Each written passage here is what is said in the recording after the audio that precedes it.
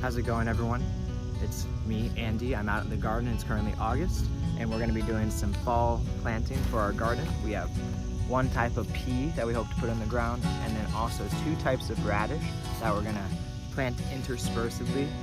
So what we're going to do is we're going to clear 1 square foot of area in the garden here, and then we're going to get to planting. But sadly, we're going to have to sacrifice some kale, so let's get to it. You know, no time like the present. As you can see, the kale is not looking too good. Pretty sure it's because it's a cold weather crop and it's currently hot, and I just haven't been watering because I haven't been out of town. The Arugula looks pretty bad too. Check out that cool spider. That's what's up. You know, my plants don't look very good, but there's tons of different little bugs. So if that's what you're into, that's what's up. I didn't bring a measuring tape. I'm just going off of vibes here. So what I'm gonna do is I'm gonna take my arm and I'm gonna do like 1 square arm versus like 1 square arm. And I'm just gonna take all of this out. And then I'm gonna use that space to plant some radishes in, and hopefully we get some stuff in about 30 days is what the package says. Really, I hate to see it go, but you know, I feel like I'm just raising food for bugs at this point, and I'm not trying to raise food for bugs. I'm trying to raise food for people, myself primarily at this point. But I think it's just a sacrifice that you gotta make sometimes. Like this kale plant, this didn't even do anything. I planted them too close together, but some of these guys look pretty cool. Like this guy, whoa, that's a big boy. You know, look at that stalk. But then also you can see that I got these little tiny larval bugs right there. I don't know if you can see them, but those are those same beetles, and they're all hatching out of the egg right now, which is pretty cool. Even more eggs over here. It's not what you want to see, especially not on your crops. So they got to go.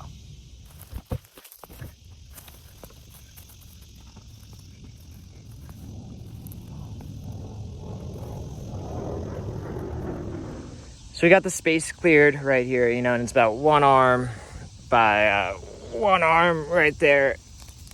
And you just yank the plants right on out, and you feel just a little bit bad. But now we got all this space to plant some radishes. What we're gonna do, we're gonna grab our trusty little spade. We're just kind of turn over and work all that leaf into the soil. I'm gonna try it this time, but I've also heard that you just wanna leave the soil alone and just kind of let it build up.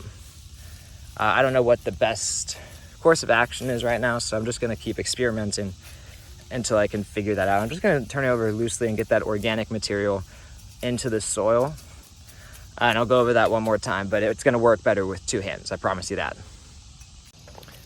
Some other things that you can add at this point are like sand, or you know, fertilizer would be a good point. I don't really know, because I'm just starting, but I read it in a book called Square Foot Gardening, and that's kind of what I'm basing this practice on, because I have a small space and it's designed for a small space. So as you can see, I got the soil all turned over loosely, and then I'm just gonna give it a nice little water, just to get it damp and ready to be worked. And I'll give a little bit of a drink to everyone else while you're at it. You know, it's been raining the past couple days, but these guys deserve it. As you can tell, the cucumbers, I've been just chopping at them mercilessly, kind of, and I don't think that's been the best practice. But if you've been following along, you know that we're beefing for real.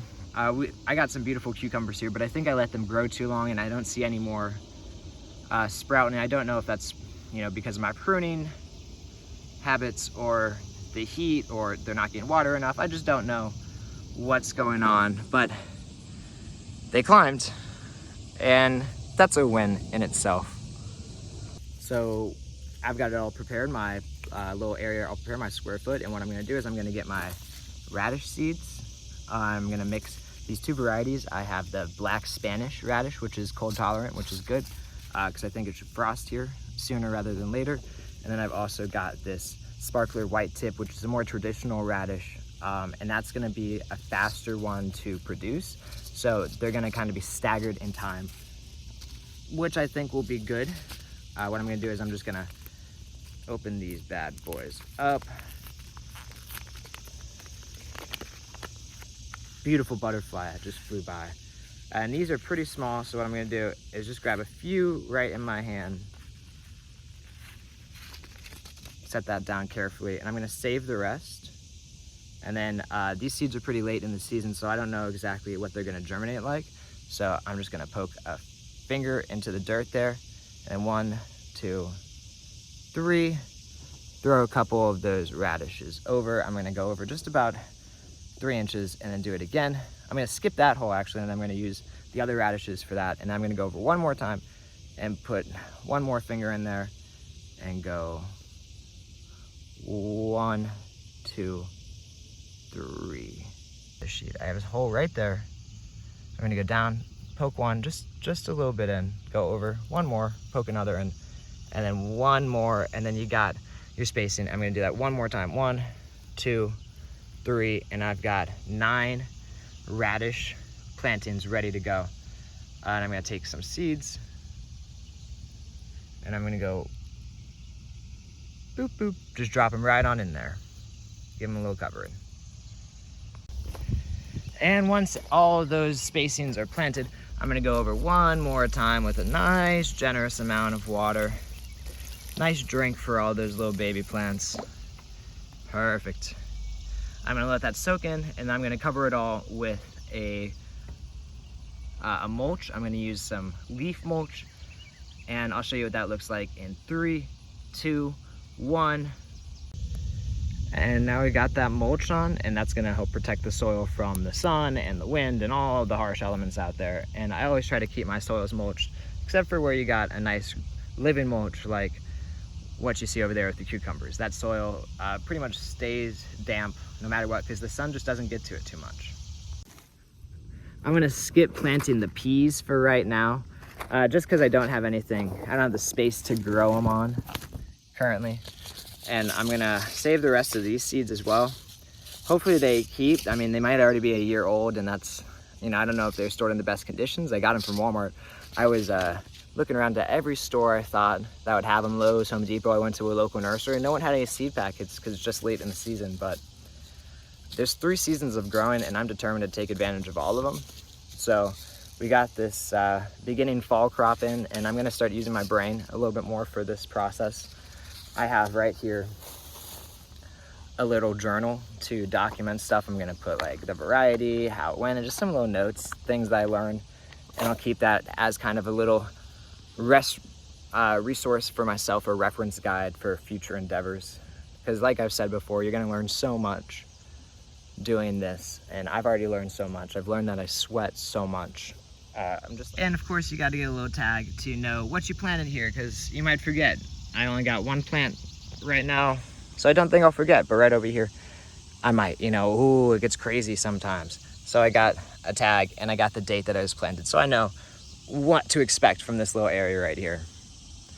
And yeah, that's what I got for you today. I just got a little bit of weeding to do now, and some mulching, some community care. But if you like this content, like and subscribe, interact with this video, that really helps me out.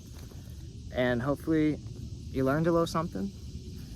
I'll be back at it again soon, so once again, subscribe and tune in next time.